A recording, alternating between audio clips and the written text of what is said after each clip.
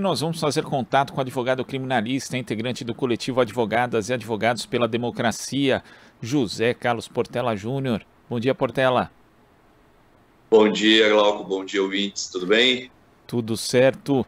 Portela, nós estávamos acompanhando há pouco aqui a reportagem da Cristiane Sampaio, direto de Brasília, do Brasil de Fato, falando a respeito da preocupação, não só da campanha do ex-presidente Lula, mas também por parte da própria base de apoiadores em relação à violência política. A gente sabe que o Brasil é um dos países mais violentos do mundo e que também isso acaba se refletindo na política, mas ultimamente temos tido uma escalada de episódios envolvendo essa violência com motivação política. Te preocupa também esse cenário, Portela? Muito, me preocupa muito, porque é uma escalada, né, de violência. Violência política, como você colocou, sempre esteve presente no nosso cenário, né? A violência contra as classes trabalhadoras, contra as minorias étnicas, raciais, contra as mulheres, contra a população LGBTQIA+, a população encarcerada, enfim, a população vulnerável e a classe trabalhadora sempre estiveram no foco da violência de Estado, né? O Estado conduzindo um projeto de extermínio em nome de um projeto político que atende os interesses da burguesia. E aí a gente vê agora uma violência incitada, né? Diretamente por quem está no poder sem qualquer tipo de peias, né? Porque em outros tempos a gente via a violência acontecendo, por exemplo, aqui no Paraná, a gente teve muitos casos de violência contra trabalhadores sem terras, né? Ainda existem, mas a gente teve um período da história aqui de massacres, né? Conduzidos pelos governadores que ocuparam as cadeiras aí nos anos 90, 2000, e eles tentavam, né, com um discurso democrático, para tentar esconder, né, o projeto que estava por trás aí de extermínio da população do campo, mas agora a gente tem o bolsonarismo assumindo, batendo no peito, né, que o projeto tem que passar pela violência, né, esse projeto de exploração e de espoliação do povo vai ter que necessariamente passar pela violência e se orgulham disso, né? Já vista a defesa do armamento de um setor da população, né? Porque, claro, o Bolsonaro é a favor do armamento, mas não para armar as populações indígenas, a população campesina, para resistir essas investidas, né, da burguesia contra elas. O armamento é para defender os interesses da burguesia e especialmente para defender o Bolsonaro e o seu clã. Então, esse ato atroz que nós vimos aqui no Paraná, né, em Foz do Iguaçu, ilustra bem o momento que nós estamos passando e tenho muito medo, receio da proximidade das eleições, que esses atos sejam cada vez mais comuns. Agora, Portela, ontem parlamentares da oposição apresentaram uma consulta ao TSE pedindo a suspensão do porte de armas nos dias das eleições desse ano. É uma proposta, inclusive, que foi levada ao ministro Alexandre de Moraes, que vai presidir o TSE a partir de agosto. E é um pedido assinado por parlamentares do PSB, PT, Rede, PSB, PCdoB, PV, PSOL e PDT. Uma peça que pede que nos dias 2 e 30 de outubro seja proibida a circulação de pessoas portando armas, inclusive na entrada dos locais de votação e sessões eleitorais. Essa medida é suficiente ou teremos que ter outras medidas para tentar coibir e prevenir esses episódios de violência que podem acontecer nesse período, Portela? É uma medida que não vai cumprir na totalidade aquilo que a gente gostaria, né? A segurança total dos eleitores, da população durante esse período.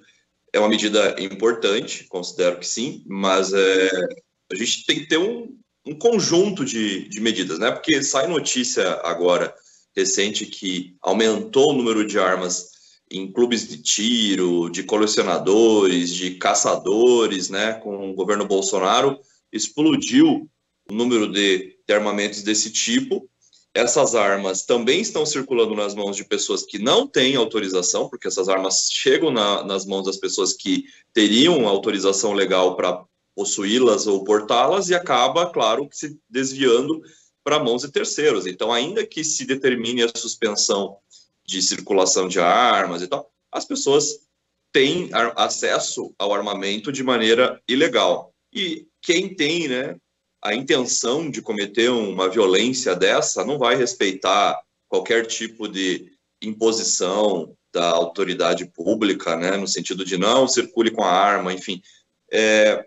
E também a gente tem que pensar que as pessoas podem estar muito empolgadas, né, com o fato de que há uma possibilidade muito real de o Bolsonaro ser derrubado e se colocarem numa situação de insegurança ali, né, ao fazerem algum comentário ou colocar uma bandeira na sua residência, né, como aconteceu com o rapaz que foi assassinado em Foz do Iguaçu, né, na sua casa, num aniversário, porque fazer uma comemoração fazendo referência ao presidente Lula, foi assassinado por essa violência política incitada pelo Bolsonaro. Então, ainda que se diga, né, que durante o período eleitoral as pessoas não possam circular com armas, as pessoas podem, inclusive, serem assassinadas dentro da sua própria casa, né, com um armamento ilegal. Então, a gente está numa situação muito complicada. Claro que a gente também não quer fazer um discurso alarmista de colocar medo, né, porque é isso que eles querem, que a gente fique com medo e acabe se recolhendo e não manifestando nossa posição política, que eu acho que é importante nesse momento, né, cada vez mais a gente firmar o pé nessa posição, mas é bom que a gente alerte também, né, as pessoas desse perigo real, porque se a gente vê um ato como esse acontecendo por uma pessoa que, em tese, teria um preparo para usar arma de fogo, né, o cidadão que atirou contra a vítima, em tese, teria esse preparo. E depois, no momento posterior a esse ato, vem o presidente da República, o Bolsonaro, e, vamos usar a expressão popular, passa pano para esse tipo de crime, a gente pode esperar que algo bem perigoso possa acontecer daqui até outubro e para depois de outubro, porque tem que pensar que Bolsonaro continuará no poder até janeiro, né? Mesmo que ele perca as eleições, ele vai continuar no poder. E ele pode movimentar suas hostes fascistas, movimentar esse pessoal, esse bando armado dele, criminoso, para aterrorizar a população e tentar sequestrar o poder. Agora, dentro desse aspecto que você aborda, Portela, justamente de diferenciar a questão do medo com a da precaução, ou seja, não é para as pessoas ficarem atemorizadas, mas elas precisam tomar os devidos cuidados e as instituições, principalmente, precisam estar alerta. Outro ponto de preocupação também é o 7 de setembro, porque esse 7 de setembro já tem sido, aí a gente percebe movimentação de grupos bolsonaristas, muito insuflando, inclusive, ali manifestações como tiveram no ano passado, manifestações contra o STF, com ataque à democracia, com ataque à instituição, por parte do próprio presidente da República, que fez um discurso com um claro intuito golpista, peitando Alexandre de Moraes. Depois tivemos ali o episódio da carta redigida com Michel Temer, que acabou botando um pouco de água fria na fervura. Mas nesse período eleitoral, em que se chega ali com o presidente numa situação ruim nas pesquisas eleitorais, preocupa ainda mais esse 7 de setembro em relação ao que foi o ano passado? Eu fico preocupado porque a gente sabe o que aconteceu com aqueles atos antidemocráticos, né? Prenderam ali uma outra pessoa, né, por causa das fake news, mais por causa das fake news e tal, e depois as instituições não deram mais resposta sobre isso, né? Porque é difícil acreditar que um blogueiro bolsonarista esteja agindo sozinho para atacar as instituições, ou que a Sarah Winter, quando foi presa lá atrás, agiu sozinha, né? Essa gente está dentro de uma rede poderosa que visa sequestrar as instituições para esse projeto fascista. E, de repente, não se chega aos altos escalões dessa rede, né? Para-se por aí, se prende um aqui, o outro ali, um blogueiro ali, a Sarah Winter, tal, né? O máximo que se chegou ali foi no deputado Daniel Silveira, e pronto, acabou aí, né? Não se ouve mais falar sobre esse inquérito, né? Quer dizer, nós vimos também uma conversa que teve entre o Bolsonaro e os ministros do Supremo recentemente, enfim, não sei se isso foi um tipo de, vamos fazer uma detente aqui, como falam os franceses, né? Segurar as armas, eu seguro daqui, eu seguro daí, só que não dá para confiar no Bolsonaro, né? Aquela regra de que você não tem como fazer negociação com terrorista, né? E o Bolsonaro é um acelerado. Quem pensa que pode fazer uma negociação com o Bolsonaro está totalmente equivocado, porque ele não respeita nada e ninguém. O projeto dele fascista vai ter que ser tocado a qualquer custo, atropelando pessoas e incitando a violência nesse percurso. Então, eu acho que a justiça tinha que ser mais incisiva nesse período, mostrando força.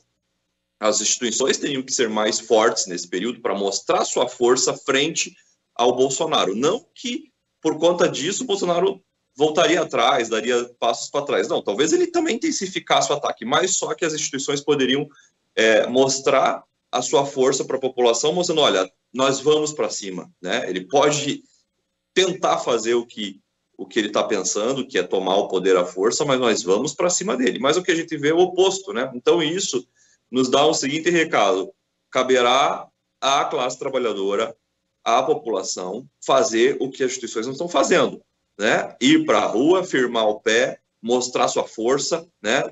Contra esses fascistas. Veja que agora, recentemente, nós tivemos uma marcha do armamento, né? Em que teve muitas pessoas na rua, em Brasília, pedindo armas com bandeira do Bolsonaro, bandeiras fascistas. Quer dizer, essa gente não está para brincadeira. Eles não vão sentar e ficar assistindo a vitória da esquerda voltando ao poder com a cabeça para baixo, né? Sobretudo porque eles têm o fascista mor no poder que está dando as coordenadas. Então, eu tenho muito receio do que pode acontecer no 7 de setembro, né? Que o Bolsonaro dobre a aposta e muitas pessoas, seus apoiadores, façam adesão a um discurso cada vez mais violento, e essa violência ela vai se pulverizando na sociedade. A gente fica pensando, não, a violência mais organizada, vamos dizer, aquela violência do aparato de Estado, né, da polícia e tal. Não, essa violência ela está se pulverizando entre essas hostes bolsonaristas, que vai desde o vizinho até o professor, tal, que são fascistas de carteirinha e que não medem esforços para colocar medo nas pessoas, né? E se o cara tem uma arma, a coisa fica muito pior. Então, a gente tem que redobrar nossa precaução, mas não nos recolhermos, né? A partir daqui, ir para a rua, né? Tem 7 de setembro, tem o grito dos excluídos, a esquerda tem que ir em peso para a rua para mostrar sua força aos fascistas, para eles verem que não haverá qualquer possibilidade deles tentarem tomar o poder à força de maneira impune e tranquila. Portela, queria agradecer a sua participação aqui no nosso Jornal Brasil Atual de hoje. Nós vamos voltar a falar desse tema porque é um tema muito importante e as pessoas precisam ficar precavidas em relação a ele, mas como você falou, também não podem se deixar intimidar. Portela, muito obrigado. Até a próxima. Eu que agradeço. Bom trabalho. Boa semana. Igualmente, nós conversamos aqui com o advogado criminalista, integrante do coletivo Advogadas e Advogados pela Democracia, José Carlos Portela Júnior. Aqui você ouve as notícias que os outros não dão. Jornal Brasil Atual.